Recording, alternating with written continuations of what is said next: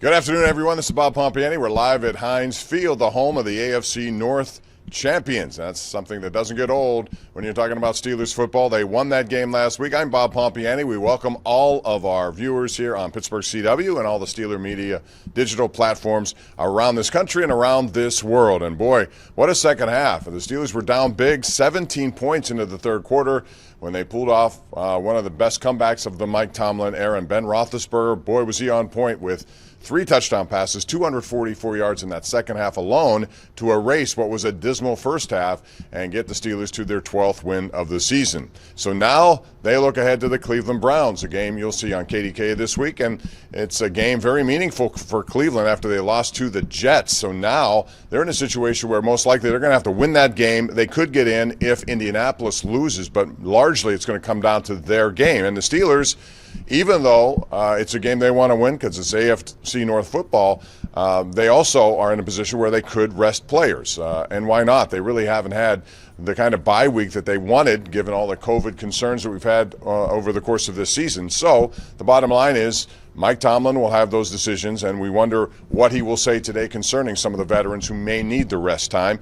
But make no mistake, it's one of those games the Steelers would love to win. If they could deny Cleveland entry into the playoffs, that's what rivalries are all about, and the Browns, as I said, need that game. So the Steelers coming off that performance, which featured, of course, Ben Roethlisberger and the 3 touchdown passes. Of concern is the run game. You know, they won the game despite only 20 yards rushing, and I believe that's only 2 times in the history of the Steeler franchise have they won games where they had that few yardage, and they're going to have to really change that. At least, you know, when they need it in crunch time to close out a game, you want to have a reliable run game, but still has not been a big part of what they've done. So that'll be something certainly worthy of concern for the Steelers moving forward. But this game, again, has a lot of different ramifications. There are a lot of teams in the AFC battling for entry into the playoffs. They actually have 5 teams right now with the same record of 10-5. 4 of them will qualify, 1 will miss. And all of those teams that are in that situation will have an opportunity to win a game and get in. But, man, it's going to go right down to the wire to determine who will be the Steelers' first-round opponent. It could be the Browns. It could be the Bengals. It could be the Colts, Titans, or Dolphins. So a lot riding on the final week of the regular season. All right, Steelers getting ready for the Browns. Mike Tomlin will talk about his plan moving forward. Let's go to the South Side and hear from head coach Mike Tomlin.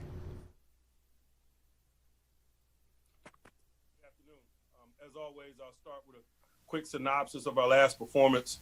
Like many instances this year, man, that performance was far from perfect. We have our warts and some of them usual warts, but we also showed fight and will, individual and collective will that's really kind of permeated our season as well. And boy, that's good to know that we have those capabilities as we push into January football. I know that those things are going to be tested as we move forward.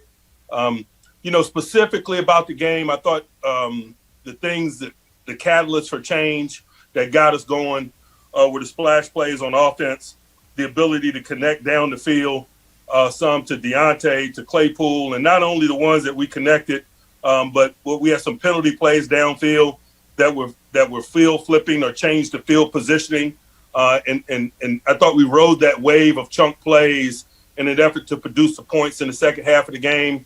And I thought on defensively, I just thought as the game wore on, we got more comfortable with the communication necessary to compete against Phillip Rivers in that environment. And I'm being real specific there because competing against Phillip Rivers has its challenges, but particularly in a pandemic environment in quiet stadiums where he gets an opportunity to communicate, he gets an opportunity to hear you communicate, change the pace of the game and so forth. The intellectual aspect of the schematics was really challenging. It was great to have Vince Williams back in the lineup. Vince played every snap in the game to match Phillip in that regard.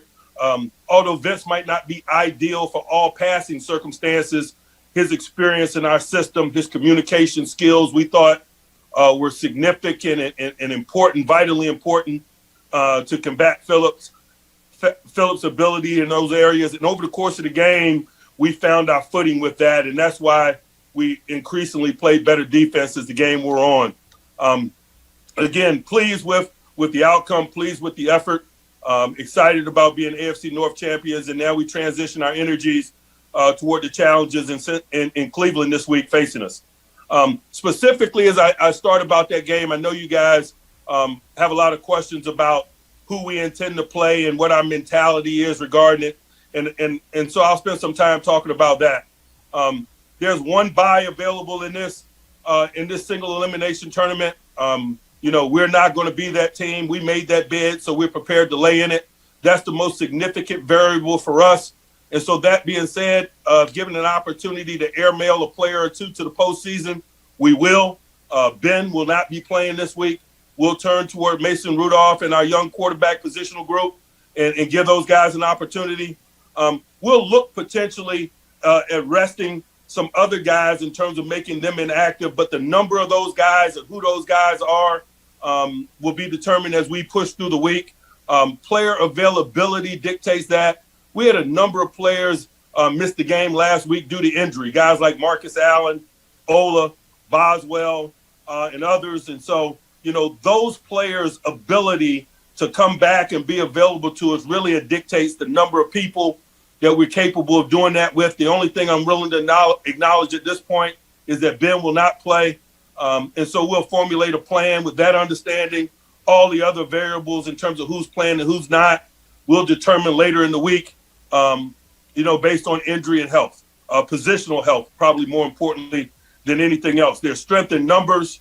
And so I'd much rather preserve and protect players with a rotational mindset than to necessarily remove one particular player and expose the rest of the group to an abnormal number of snaps. It's just something that we manage when faced with these circumstances. We're not going to allow it to become a negative, to be quite honest with you. It's a blessing to be in these circumstances and to be afforded an opportunity to make these type of decisions. And so that's the spirit in which we're going to address it with. Make no mistake about it. It does not change our intentions in terms of going to Cleveland this weekend. Football is our game. Our job is winning.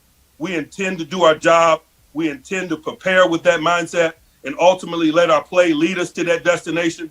We're not seeking comfort. We're not grading ourselves on the curve. This game is on the schedule. And so the guys that will be on the field will represent us, and the standard that is the Pittsburgh Steelers will be the standard. We got a lot of respect for this group.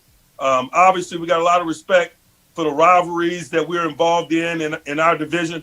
Hotly contested ones, the relationship that we have with their significant players, that running back tandem, Nick Chubb and Hunt, poses big-time challenges for us. We didn't see Chubb the last time, so I'd imagine he's going to be a significant variable in terms of how this game plays out relative to the last time. The challenges that Baker Mayfield provides us with his throwing abilities, with his ability to ad-lib and escape and create, particularly as plays break down. We got to be on our screws there. On the other side of the ball, we got to work to neutralize their four-man rush. Obviously, that centers around Myles Garrett. Blocking him and who blocks him and the number of people that blocks him is just a component of it. We better do a good job of changing the launch point and getting the ball out quickly and changing the rhythm in which we work. They got quality people at all levels of defense on the back end. Been really impressed with their safety tandem and the physicality in which they play with, the coverage ability of Denzel Ward and others. There's very few secrets in this matchup because of the familiarity. I'm sure that they're saying similar things. And so with that understanding, we prepare. And we look forward to going to Cleveland and playing in the environment that is Cleveland, Ohio. I'll pause and open it up for questions. Dale Lawley, go ahead. Mike, when making that kind of decision about who to rest, who not to rest, how do you factor in things like trying to keep some momentum going, those kind of things, like carrying that over from one game to the next?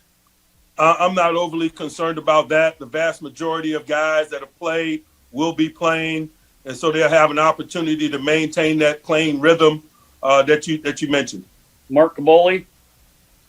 Mike, I don't think any time in the organization's history they've played a team week 17, then in the playoffs the next round. That's potentially could happen this time. How much does that come into a play when you're putting together a scheme, both offensively and defensively, have not shown them stuff, even though I know there's film, but up close and personal, what you like to do? It does not factor in whatsoever. we're singularly focused on this opportunity that we face this week and the variables associated with it, and we'll worry about the playoffs when we get there. Jim Conley. Yeah, Mike, there was a question that didn't come up after the game because, as it turns out, it didn't matter. But toward the end of the half, the clock running with a minute to go, maybe take us through that sequence when you could have called timeout but chose not to.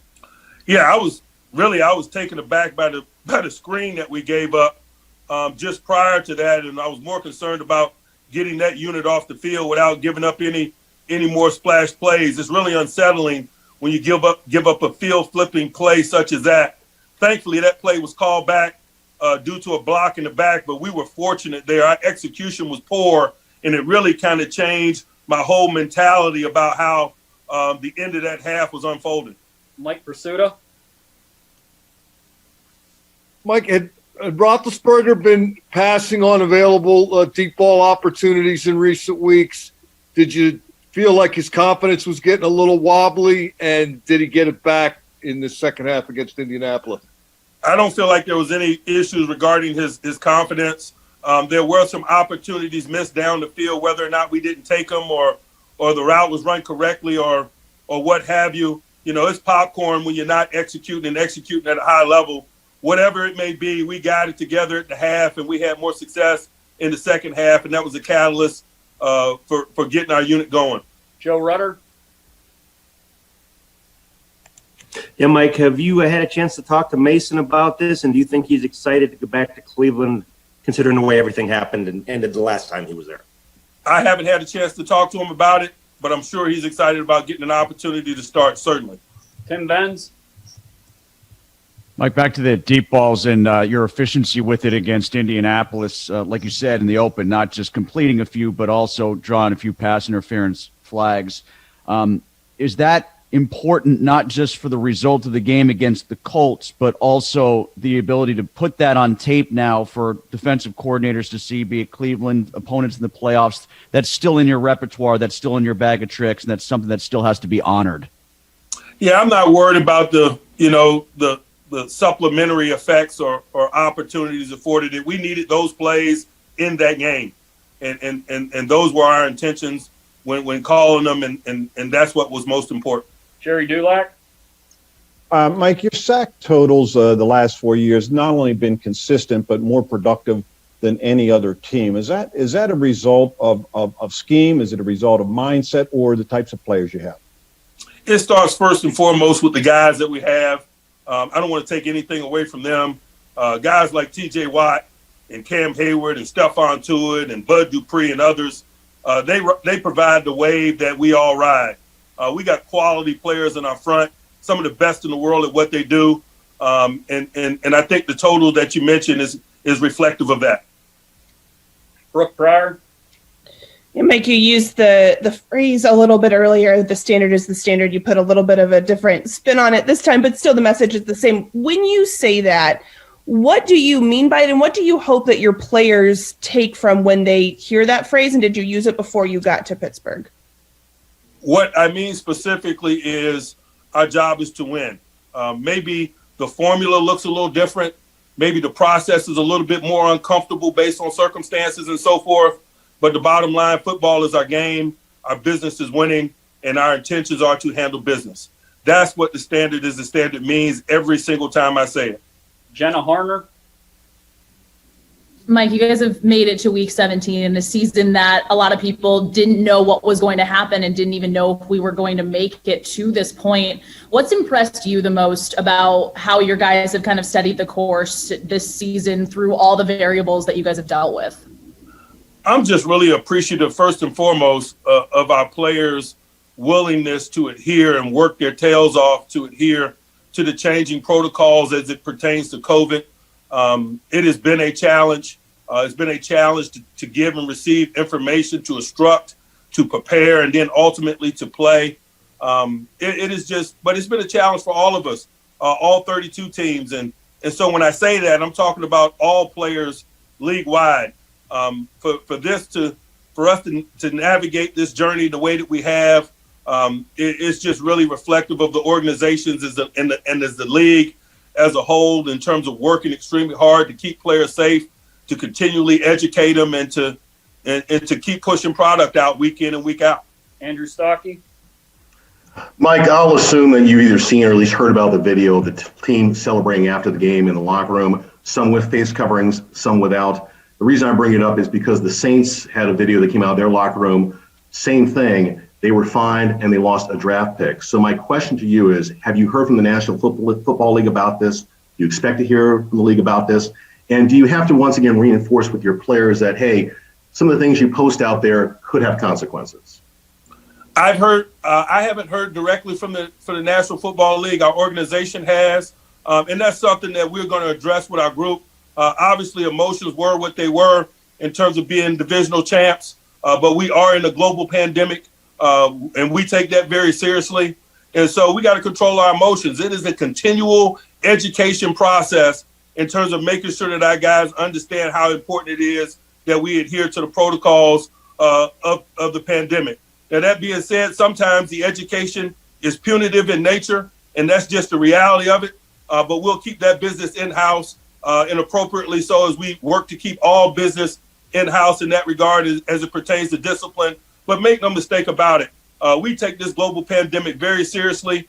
We take the guidelines prescribed by the NFL very seriously. We work our tails off to adhere to them, even in the midst of big emotional moments like we experienced after securing our AFC North Divisional Championship. So, in midst of all the excitement, there's still lessons to be learned. There's still growth for us there, and we do not run away from it. We run to it. Didi Kinkabala. After the game, Coach Tomlin, Ben Roethlisberger said that last quarter and a half was important to send a message to himself and his teammates that they can indeed do this, that they can face adversity, that they can score quickly. Why does a 17-year veteran who has done everything that he has done still sort of sometimes need that tangible proof this can indeed be done? I don't know. He's probably better equipped to answer that than I am. I don't know the reference that you speak of, and so I'd probably be inaccurate in terms of adding to that. I'm not in position to expand upon that. Ray Fittipaldo. Mike, is Spillane going to work this week, and do you expect him back for the Browns game on Sunday?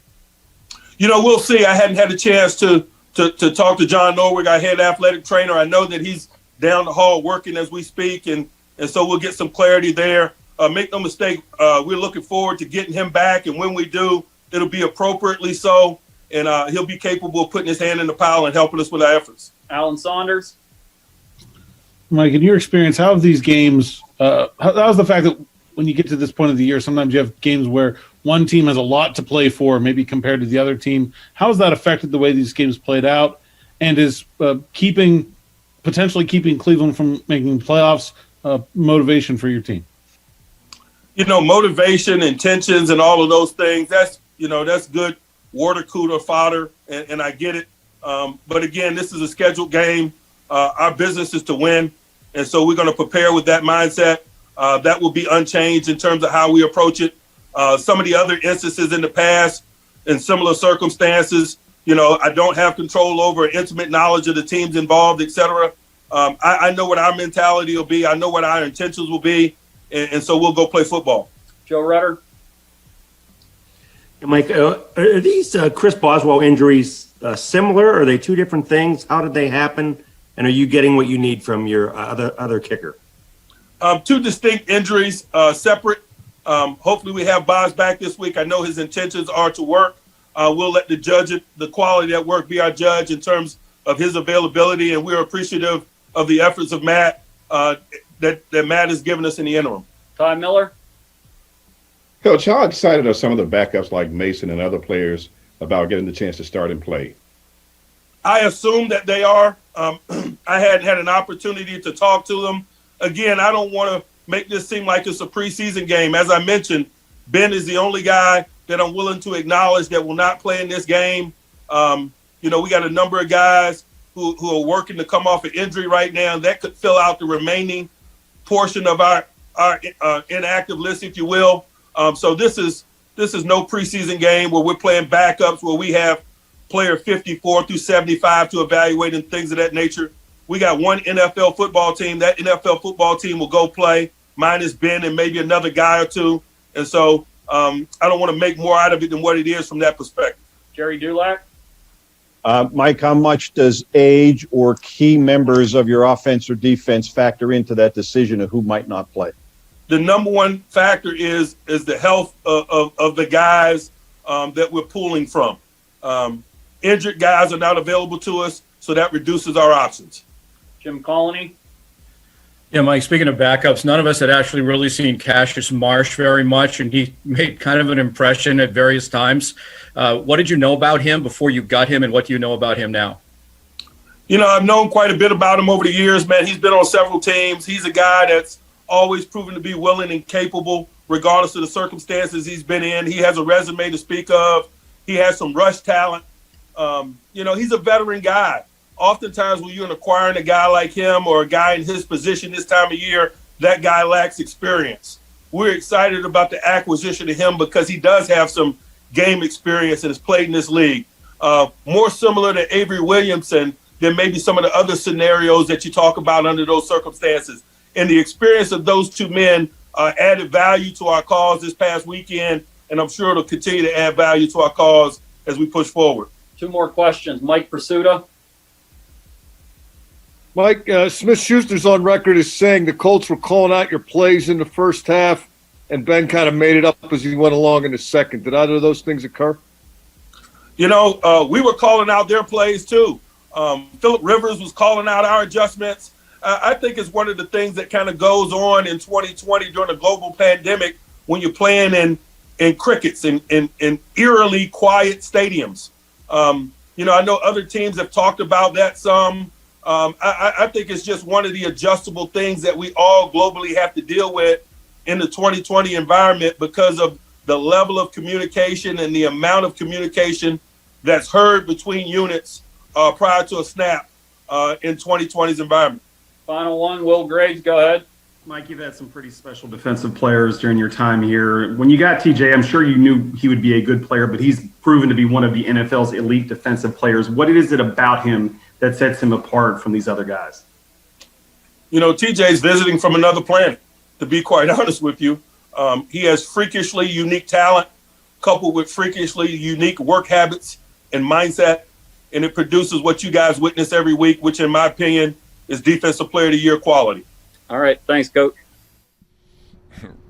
Interesting way to end the Mike Tomlin press conference is TJ Watt is visiting from another planet. And that's pretty much how you look at it as a guy who's in the conversation for NFL Defensive Player of the Year. And number one in so many categories, you would think he is the leading candidate right now based on how he's played. And another potential guy who may rest, although Mike Tomlin, if you heard the beginning of the press conference, all he would say is that Ben Roethlisberger will not play in this game. It'll be Mason Rudolph back in Cleveland for the first time since that incident last year with Myles Garrett. So that's what we know. That could change as you go into the week, but it is an important game for Cleveland. Make no mistake, they need a win. The Steelers, yeah, they need to get some guys rested and ready to go, but they also know that they still could get the number 2 seed if Buffalo loses to Miami, and if they win, they can get the number 2 seed, although it's just much different than the normal seasons where you get a bye and rest in that number 2 seed. That's not available this week. So Mike Tomlin said, we've made that bed, we lie in it. And so it's going to be interesting to see what kind of performance you get up there. But make no mistake, quoting him now, our job is to win football games. And that will be the assignment this week against Cleveland. You'll see the game on KDKA. Just a program note for you that we will have another edition of the Mike Tomlin Show. That's coming up on Saturday night, 11:35. Missy Matthews and I, along with head coach Mike Tomlin. We got a lot of other features involved in that, so tune in Saturday night, 11:35, and we will have much more on the game coming up Sunday morning beginning at 11:30 a.m. with our kickoff program and then post-game on Pittsburgh CW. And that's going to do it for us. We'd like to thank the viewers out there at Pittsburgh CW and all around the world on the Steeler digital platforms. Every Tuesday at noon, that's the press conference, and next week we'll be talking about the first round of the playoffs. And again, it's undetermined who the Steelers will play. It could be one of 5 teams, including the same team they play this week, the Cleveland Browns. That's going to do it for us. Thanks for joining us here today. Have a good week, everyone, and we'll see you on Sunday for another Steelers Game Day.